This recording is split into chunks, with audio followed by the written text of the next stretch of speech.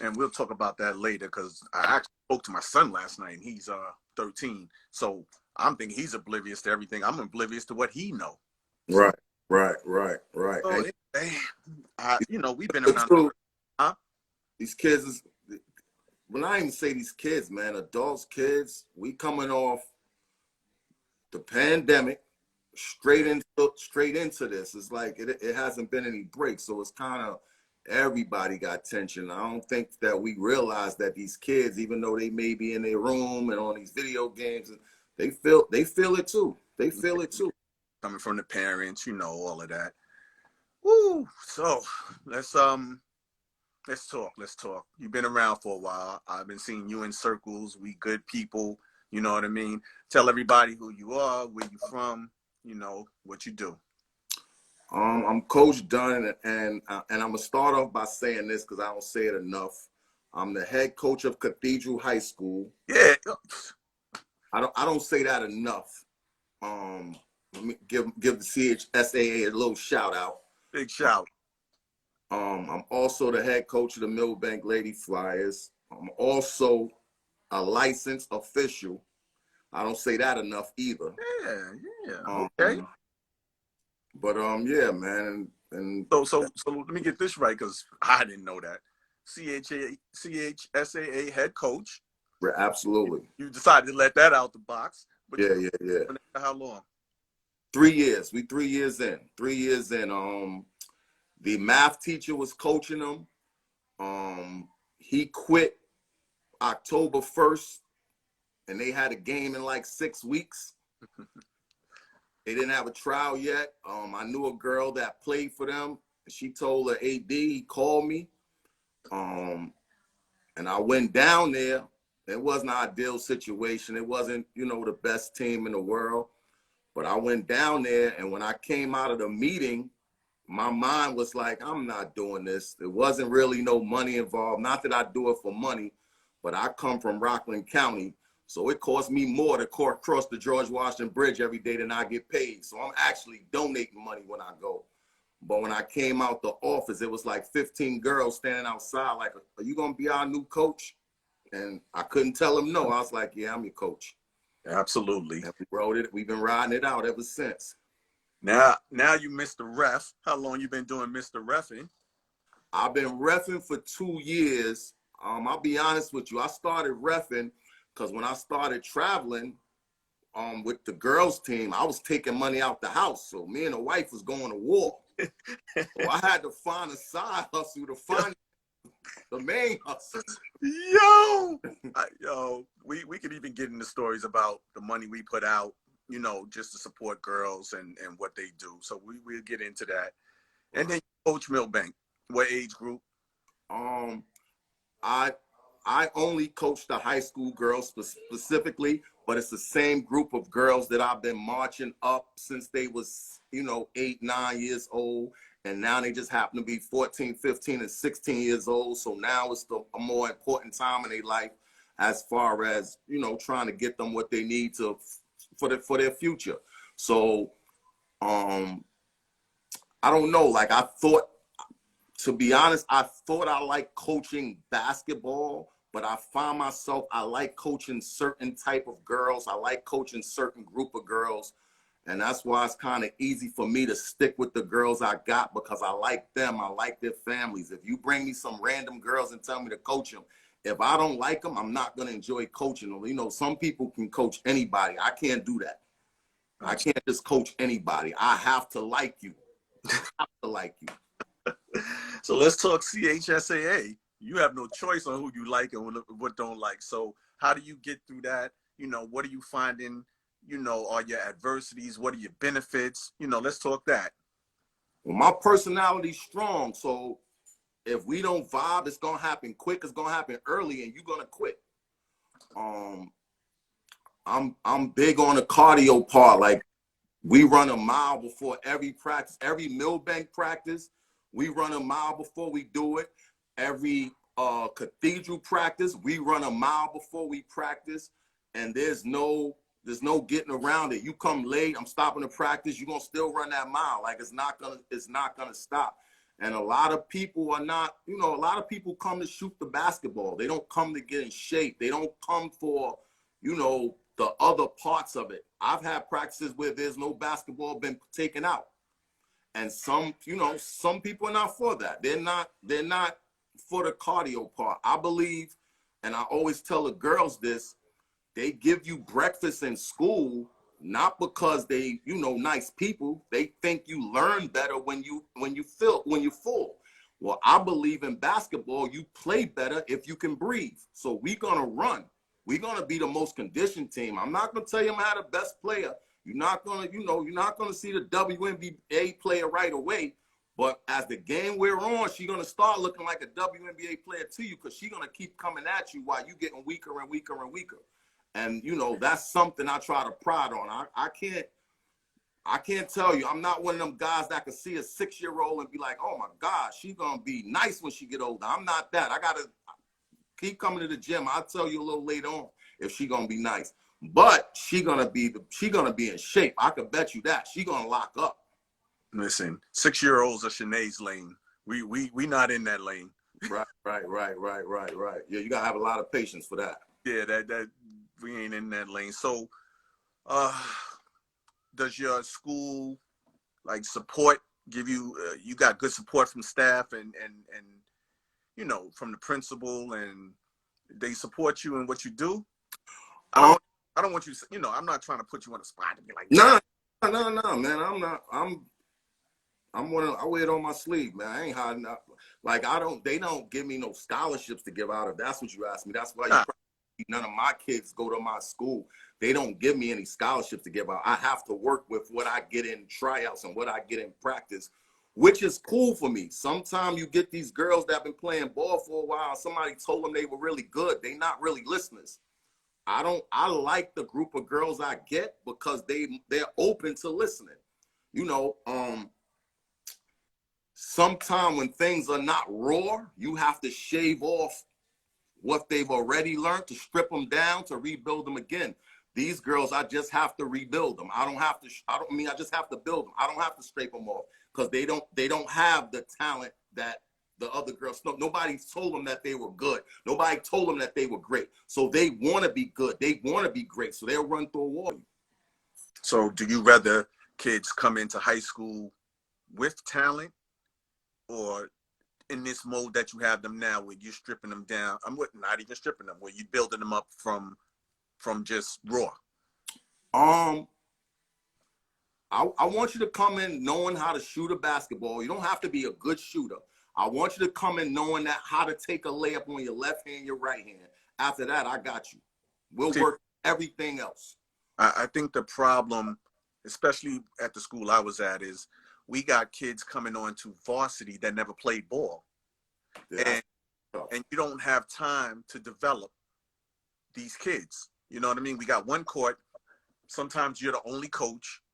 You know what I mean? So now you either stymieing a kid that can play because you got to go through left, right, left, or you are leaving the kids that can't play to become any help to you. You know what I mean? So my question is, and I think, I don't know who I was talking to. I think it was South Bronx. And I said, I think the problem is development has to come from that middle school. Absolutely. We have to get the kids earlier. The thing is, too many kids are being turned away. So let's say you have 10, 12 elite teams. Let's say you have 10, 12 teams that play ball, that travel, that host tryouts. Those 12 teams, if they have 10 girls on their middle school team, that's 120 girls throughout the city.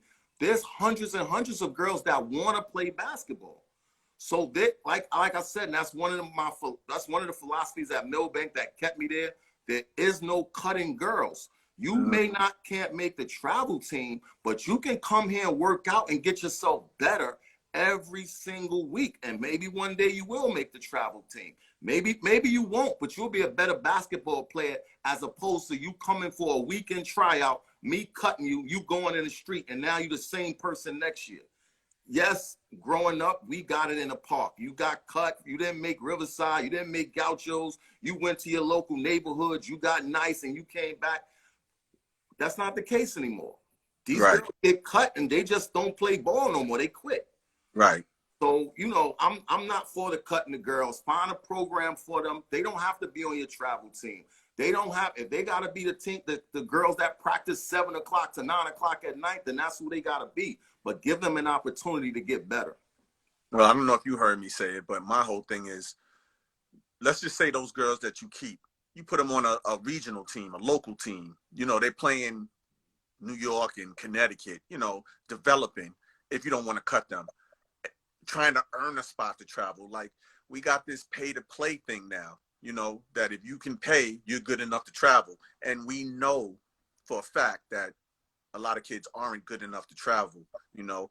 So, you know, I just think that we need to get back to maybe developing middle school and maybe making some regional teams, you know, where, you know, people are already knowing, listen, you can earn a spot to travel, but right now I need to see you in Connecticut. I need to see you in Pennsylvania. Let's just go here where we can go home and come back. You know what I mean? So, Absolutely. so at the Catholic school, what are the differences that you see between, you know, PSAL and AAU? You know, what do you notice are the difference from CHSAA to those venues? The main thing is the safety. Like, it's not happening to CH. It's not, from the coaches on down. And I went into the CHSAA with a Dunn attitude. And it was quick. They suspended me quick. Like, I got teched out of a game. You suspended for 2 games. You can't coach. And then, like, every referee I came upon was like, yo, then you just get suspended, relax. Like, you have to have meetings. You have to have, there's a protocol that they go through. If you start becoming a problem, they nip it in the bud. You have a fight, you have any incidents, it's getting nipped in the bud. It's not gonna be, it's not negotiable. It's nobody you can call, can't nothing be worked out. It's not happening. Okay. What about the discipline part of it is more stern. It's more, and the kids know it. The kids know it. It's not going to be no games being played. It's going to be stern, and it's going to be swift, and it's going to happen. And they don't care if it's a championship game. They don't care what's at stake. If you violate those rules, you're going to pay. Okay. So on the other end of it, as you're looking for the refs, do you think our kids in AAU are I don't want to call them, you know, disrespectful? You know, what do you think about the kids on the other end as you're on the floor, you know, reffing these kids? Are they paying attention? Are they learning? You know, go ahead.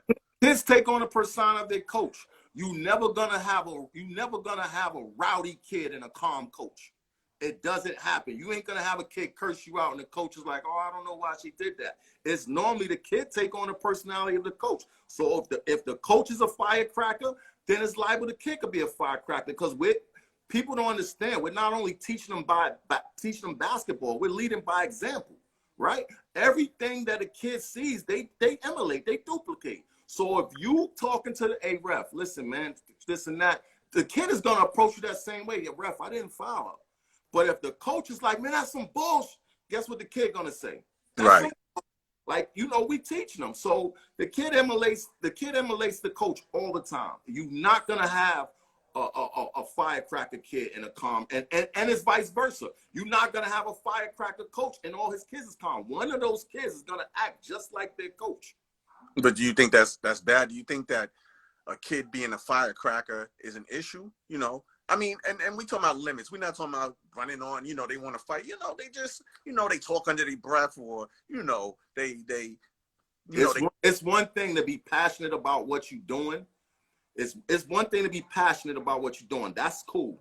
It's also cool to celebrate your victory. You get an N1, it's okay to get excited. That's okay.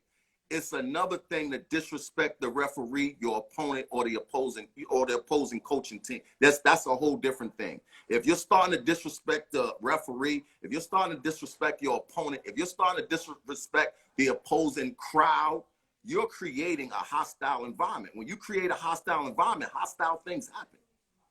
Like, you know, it's not the old mantra, you know, sticks and stones may break my bones, but words would, nah, you say the wrong word, sticks and stones may break your bones.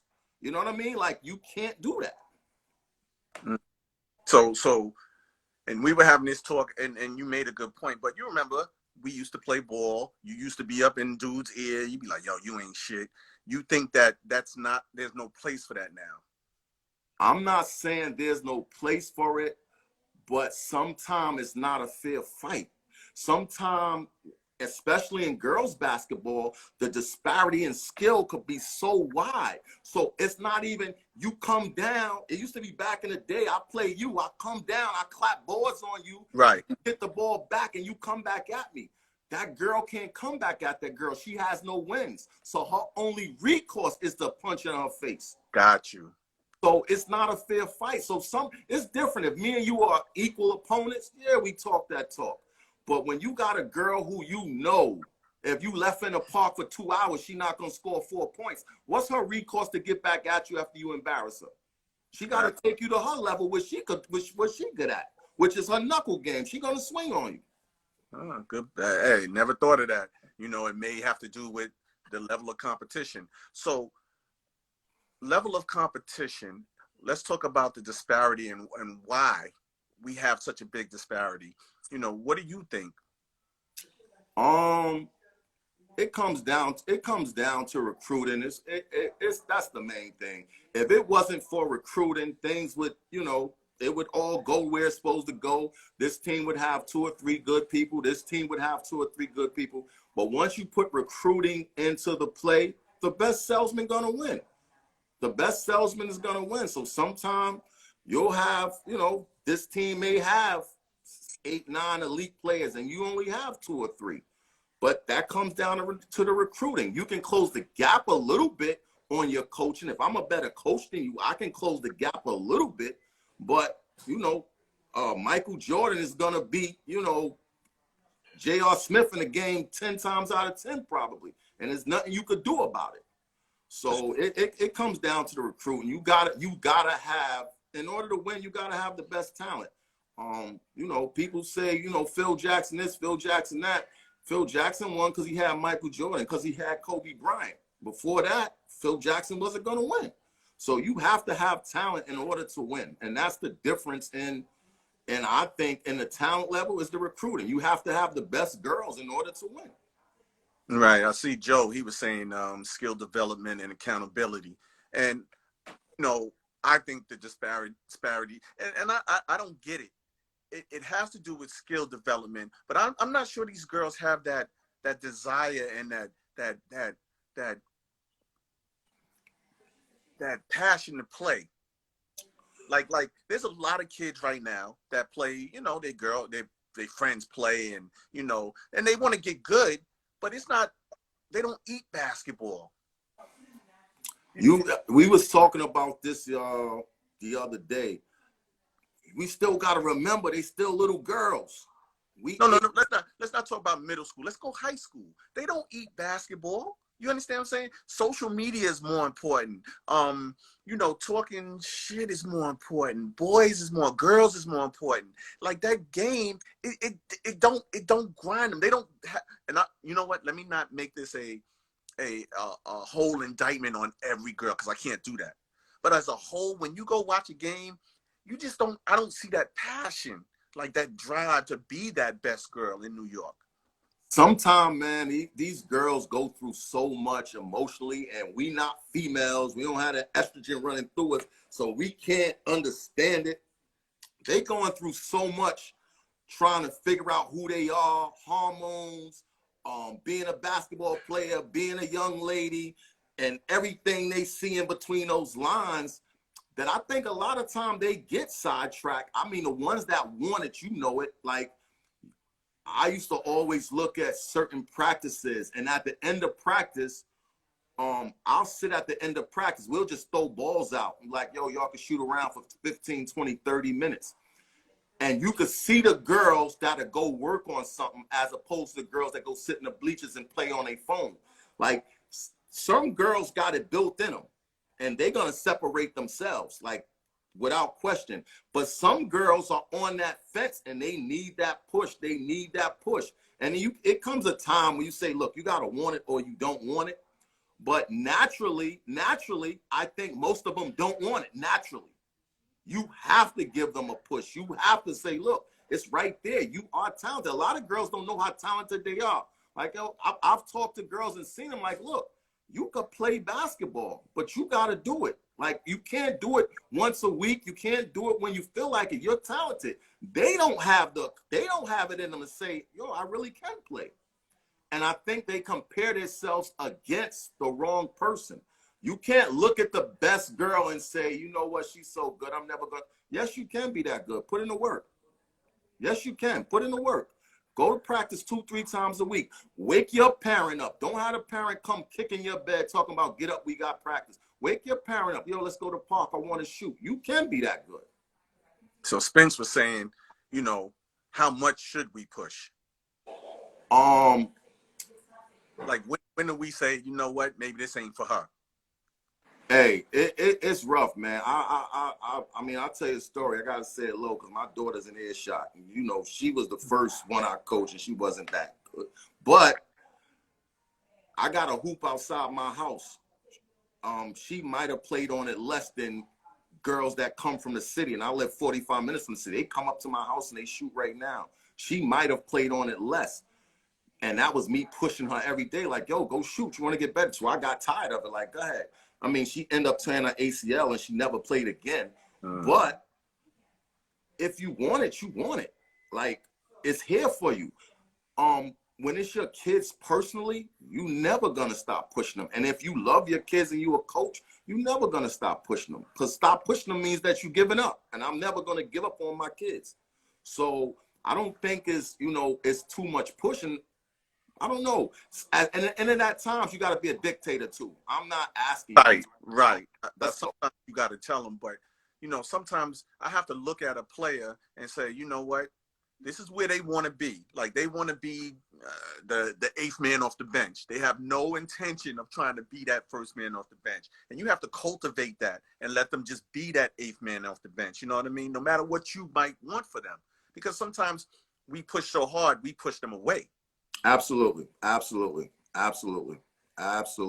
You have to have that medium where it's like, okay, I don't think sometimes coaches give it a break. It can't be all coach talk too. Sometimes it got to be regular conversation. Sometimes it got to be what's going on in school. Sometimes it has to be stuff other than basketball. You can't basketball them to death either. Because some of these kids got other problems. They got other concerns. And if all you doing is basketballing them to death, then they think that's all you care about. So when it's another problem come, you're the last person they come to. But it's a little funny because we can't basketball to death, but they act like it's basketball to death. So it's kind of like we get confused on until we can figure them out. Because you leave it to some girls, ball is life. You know, that's what they used to say. Ball is like. That's some slick shit they done set out their mouth. They don't believe. So you could tell the girls that's ball is life. Chardonnay mother's on here, and I'm not saying it, No, yeah. A few of my parents are on here, so if I'm lying, they could. I've been coaching Chardonnay since she was like 8 years old. We practice every week, sometime twice a week. Her mother probably has missed like 2 or 3 practices in like 5-6 years. You know what I mean? And it shows in her game. You know what I'm saying? Like, you gotta show up. You gotta come. You gotta put in the work. And if you don't, it's gonna show. It's gonna show. It's gonna show. There's no substitute for hard work. There's no microwave. You can't microwave a turkey, man. You can't do it. You can't. All right. So the girls are out, right? So CHSAA, did your season end before Corona? Yes, we lost in the playoffs like a week before Corona. We lost in the playoffs. We got blanked the third quarter. We was fighting a team that lost to the eventual champion, and we had them on the ropes. They came out in the third quarter, and we got like blank. I think we scored like 2 or 3 points in the third quarter, and that was the end. We was fighting from down uphill from there. But yeah, the season ended that week before Corona started. Absolutely. So you're looking forward to Milbank. You like, all right, you know, I got to move on, and then we get hit with the Corona. So did you have trials? Did you get to have trials? I didn't.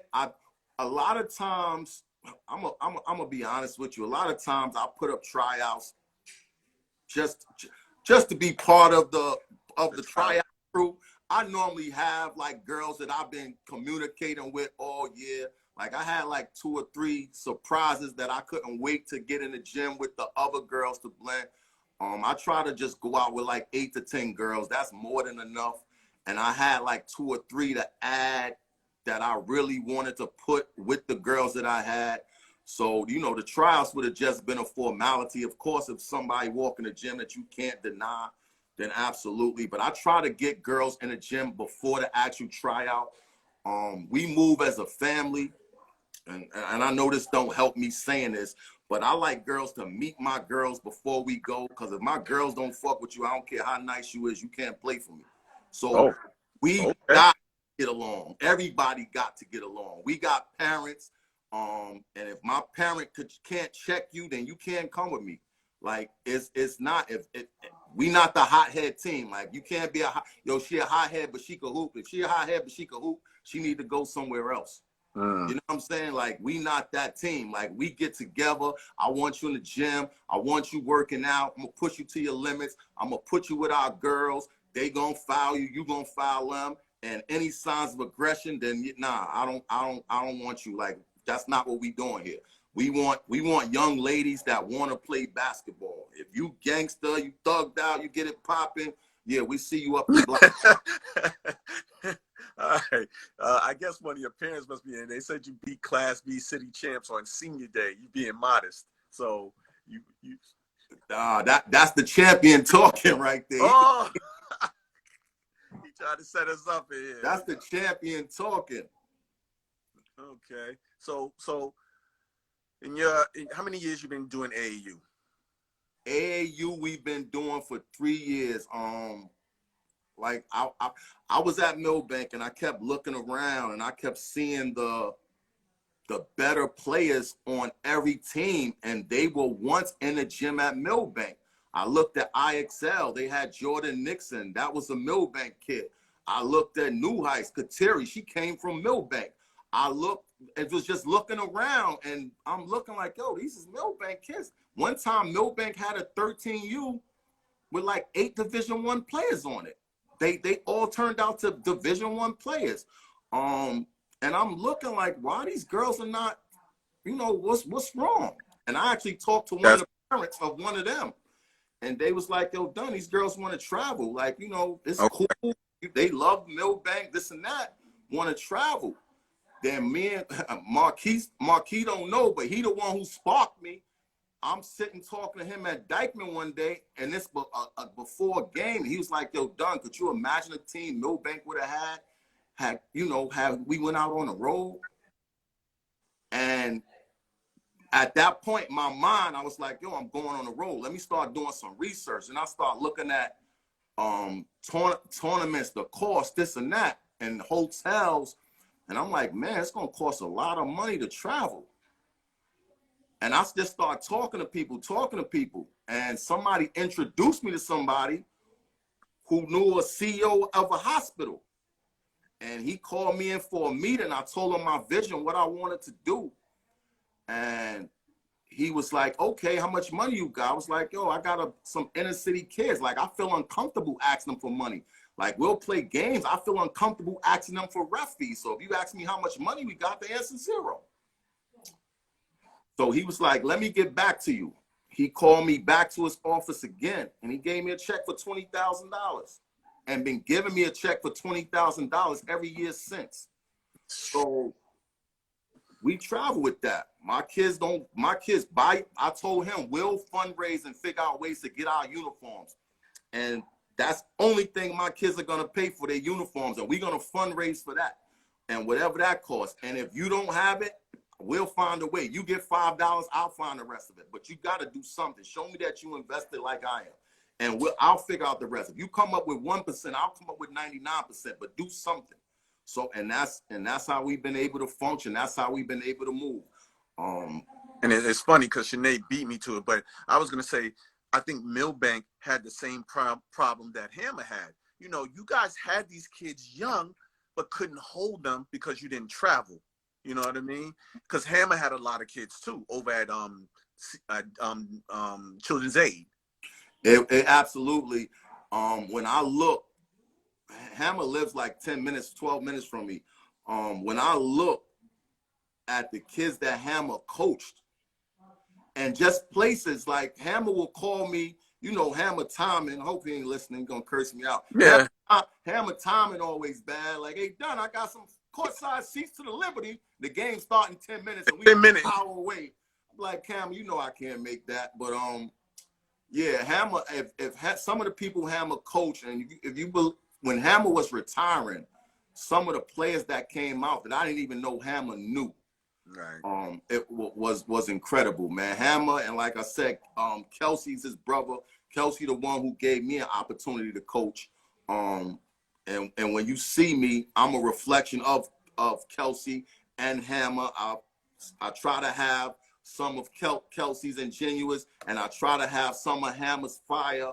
And I put that. We always come in the gym after Coach rolls, so I try to have some of him. I try to incorporate a lot of the coaches I see. I'm not one of them dudes that say I know everything.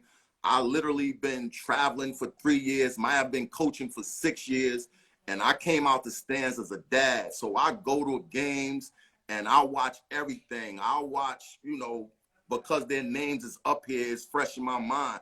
I'll watch the fire that Shania have with her girls to get them going. I've seen her come out during a girl didn't set a screen properly. I've seen her run out in shoes in the middle of Gaucho's gym and show the girl how to, you know, set a screen. I see the way Dom hugs her team up in their huddles to let them feel like, yo, I'm here with you. I see that. You know what I mean? I see the way, you know, just different things coaches do. So I'm not one of them dudes who say I know everything. I watch all these coaches and I try to incorporate the best that I see in them and try to make some of that come into me so I could do what they do. Okay. I feel you, man. I feel you. So let's look at, you said you've been 3 years. So let's look at your 3 years. Are we headed in the right direction with girls basketball? Absolutely. Absolutely. I don't know why people, oh, New York basketball is bad, this and that. I don't know why they say that. I've been to tournaments and see New York girls playing very well. Like, I don't know what they expect and everybody to have a, you know, a 50-0 team. Basketball don't work like that. It's competitive. It's competitive. So if you're looking at the bottom feeders, New York probably has, I don't know, if I had to guess, hundreds of high school teams. Some of these towns got 2 teams. So, of course, they look better when you just see their 2 teams as opposed to dealing with the bottom feeders of the PSAL or the bottom feeders of the Catholic School League. But on the whole, New York is fine. New York is fine. If you get the best 10 girls in New York and you play the best 10 girls in Texas, New York will be all right. But we have a school on every street. So, of course, the talent is more spread out. Of course it is. I live in Rockland County, right? There's one high school for the whole Rockland County. Excuse me, I'm not saying the whole North Rockland County. We have one high school, which is North Rockland High School. It has thousands of kids in it. So if North Rockland comes play Democracy Prep or HVA, they got 300 kids. The 2,000 kids is supposed to win. The pool is bigger to pick from. So, of course, it looks better, you know, if that's the case. But now if you put 2,000 New York City kids to play these kids, then you'll see the difference. So New York is fine. Okay. So how did you actually get into girls basketball? I was on the sideline. My daughter was playing. And I don't know. She just wasn't progressing like I wanted her to progress. She wasn't. So I wanted to teach her. And I found out it wasn't the teacher. It was actually the student. but it got me on the court. And once I got on the court, I just, it was the Kaylas, the Gias, the Chardonnays, the Rainers. I fell in love with them. Like, yo, these are my family. Like, I'm not going back to the sideline. You know what I'm saying? Like, I have to be on the court with them and helping them, and because I like the kid. You know what I mean? So, and that's why you would see sometimes Raina was a Gaucho's kid, but she played at Milbank as well. I'm going to Gaucho's to watch her play. I ain't one of them coaches. Oh, what you doing over there? Aaliyah played with her. She played with New Heights. Chardonnay played with the Hoopers. I go to a New Heights Hoopers game and I support them because that's my family. Like, we play basketball together, but once the basketball stop bouncing, that's still my family. Some of these, programs have kids thinking it's a gang culture. It's not a gang. It's a basketball team. We not a gang. If I'm in a tournament, I want loyalty. Absolutely. If I'm playing in a tournament, I want you to come. I want loyalty. But if I'm not in the tournament, what I look like saying, yo, I don't got $400 to get in this tournament, so you can't play either. Nah, if that team wants you to play, go ahead, and I'm gonna be there to cheer you on. I don't get down like that. A kid is not gonna make me who I am. This kid goes to the WNBA. It's like, oh, I put her there. I didn't put her there. Her mother had to pay. Her mother had to bring her to practice. I was fortunate enough to be in a gym sometimes with her. But some of these coaches, some of these AAU programs, they attach themselves to a kid where if the kid make it, I make it. And if the kid failed, then I don't got nothing to do with them. I'm not doing that. These kids is my family. I don't care if they never bounce a basketball again.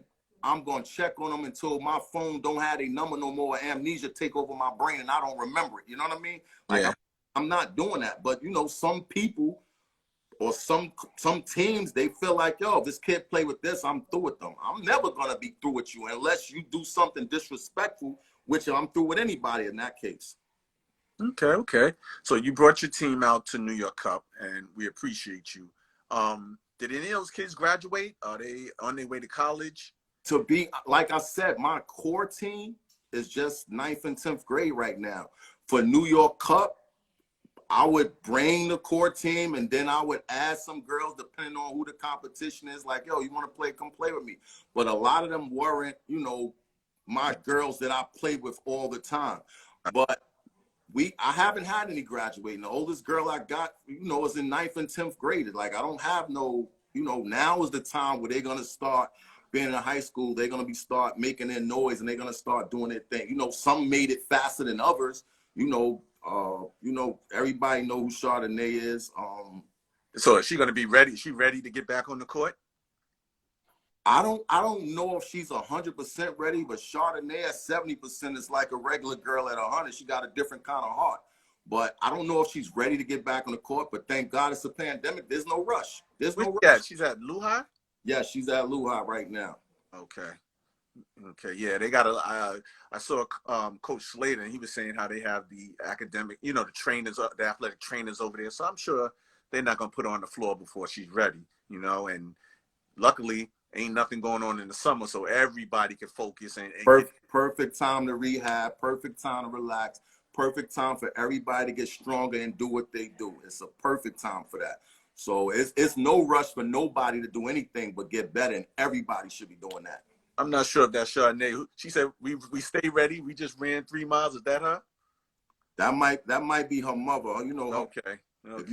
If you don't know Shay, you will before this is over. Shay, like, you need to interview her. You want to have a good conversation. You need to bring Shay on here. We might just do that, Coach. So listen, that's her mama. We got this break, right? And it just allowed me to focus on some things like, or to refocus, to get my mind right on what we should be doing, or how, I should be going with my high school team, or how I should be trying to get the cup to go a certain way. What do you think right now, AAU coaches, parents, players, in this break, what should we be focusing on right now? The biggest word, and it was the hardest thing for me, I'm really kind of a circle kind of guy. I like my circle. I don't like going outside of it. But the biggest thing I think, and it's everybody, is networking. You should be networking. You should be having connections at everything. I'm talking about from city ball to college coaches to tournaments. A lot of these lives, I think, are networking opportunities. You're meeting and you're getting introduced to people that you wouldn't normally talk, Right. you wouldn't normally see. So I don't think it should be any fear of approaching anybody after this about anything. This is a perfect time to be networking. It's a perfect time to take the wall down and say, hey, Mo, how you doing, man? I've been watching some of your lives, man. You know, I got a girl. She's really good, and I'm interested in this. Or she can't play at the D1 level. She can play at the D2 level. You have any coaches you might? This is a perfect time to cut the barriers and introduce yourself to some people that you may have not normally talked to. Yeah, I was talking to Joe, and I think we just want to make sure that when this is all said and done, and everybody who's kumbaya right now, when we're done with this, we hoping that it continues. You know, let's not get off the live, and now all of a sudden we kind of go back to what it was. You know what I mean? Like, let's just keep these networking. Me, I think it's going to be, and I told I think it was South Bronx prep coach. It's going to start from those young coaches now, man, because I think I'm in the older generation of coaches, and I was watching Ches the other night, and I saw Chez's evolution, because I remember Ches, you know, and dude, after Ches got off the air, I hit him up. I'm gonna tell Ches. I think Ches is watching right now. He don't even know this. I did a tournament in Christmas. Ches pulled out on me like 2 days before the tournament. I was tight with Ches. Yo, tight with him. It's funny, man. I watched his evolution, and I remember saying to myself, damn, I kind of I don't even know if I had beef with him. We had this kind of strange relationship, you know. It's like it was, I don't know if it was his mental, you know, like he said, a lot of people was worried about what he was doing instead of, you know, his team. I never was worried about, but I watched his evolution. Like, he's a different dude now. You understand what I'm saying? So absolutely. I'm in that group of coaches. I'm in the Ches group where we were competitive. We boxed ourselves in. You know, some coaches thought their kids were their kids. You know what I mean? Don't touch my kids. You disrespecting me. So I think the coaches that's coming up, and I guess you're in that group, are the ones that's really changing that. There's a whole different feel, you know what I mean, as far as the sharing and the networking. And I'll be honest with you, this pandemic is helping that. You got, you know, like I said, a coach from Bronx Blackout, coach from South Bronx Prep, Coach Love from New York Ferry, Mike, you know, we talk. Coach Free, that's my man. We talk. And it almost was like, it felt like there was some gatekeepers amongst the older dudes who didn't want to let dudes in. And when I say older dudes, I mean dudes that have been coaching. Yeah. I'm a young dude. I ain't a young dude by far. But when I say gatekeepers, I mean dudes that been around a while. Like, yo, the gatekeepers, they didn't want to let guys in. So, but that's funny, because that's what I'm trying to tell you. At my level of coaching, which has been 15 years, I was in that. I wasn't the gatekeeper, but I was in that area, and you could feel the gates close on certain people. You understand what I'm saying? Like, we didn't want certain people in. So it was always, and don't get me wrong, it was good basketball. It was always competitive. You know what I mean? There was always, I don't care if it was Gaucho Exodus, I don't care if it was New Heights and Westchester Hoopers. It was always like this tenseness. And I don't want to say it's not there. I don't know if the girls are just learning how, because, you know, social media broke bonds, you know what I mean? Because at the end of the game, you see some girls like, yo, what's your snap or whatever, and all of a sudden they friends. We didn't do all of that, you know what I mean? So I'm feeling, like you said, like this change. And like I said, I watched Ches, and I was saying, you know, maybe there's just a change. Maybe, you know, us older guys are getting out the way for the younger guys to come. Yeah, I watched Ches, man. After Ches, I feel like putting a fist in the air. You're not like, he made me feel that. I told you, I hit him up after and was like, yo, man, that was so inspirational, man. Thank you. Like, he made me feel good. He made me feel good, man. I hit Ches up afterwards, man. It was like I said, I told him, man, that was a great interview. It inspired me. And I wasn't the happiest with him at the time. He was still my man. We hit each other up when this pandemic. You all right? Yeah, I'm good. How you and the family? But that was it. After that, like, I got a different kind of respect for him. Absolutely. Not that I didn't respect him already, right. But it just took to another level. Right. I was telling Spence, I said, yo, Spence, man, if I'd have got Ches on, I'd have been like, yo, Ches, I could have swore you didn't like me. Like, you know, we would have had to laugh about this. But I just think that's just the way we were. You know what I mean? And, you know, it's good that, you know, this thing is forcing people's hands. Absolutely. So I think Janae was in a conversation, and she was saying it was going to expose coaches. It was going to expose players. It was going to, you know, this is going to expose the people who are either not for the culture or trying to block or really aren't doing anything for the kids. So, you know, we just want to have people on that got kids that need to talk to those D3s or those D2s, you know what I mean? Or the D2s that can't get to New York City, but guess what? Now they see these coaches. They see you, you know what I mean? And they see Coach Heath over at Mega Evers. You know, they you know, this is like a connection. I say it's like we take the ends to connect the middle. Right.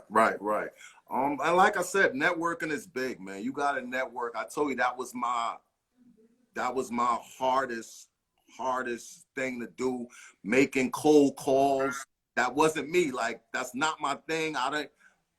It's hard for me to pick up a phone and call somebody new, but like, I had guys, somebody's like, yo, look. Dunn, wait, I'm going to save this. Can you got a few more minutes? Yes, absolutely. All right, let me save this and let's jump back. All right. Everybody come right back.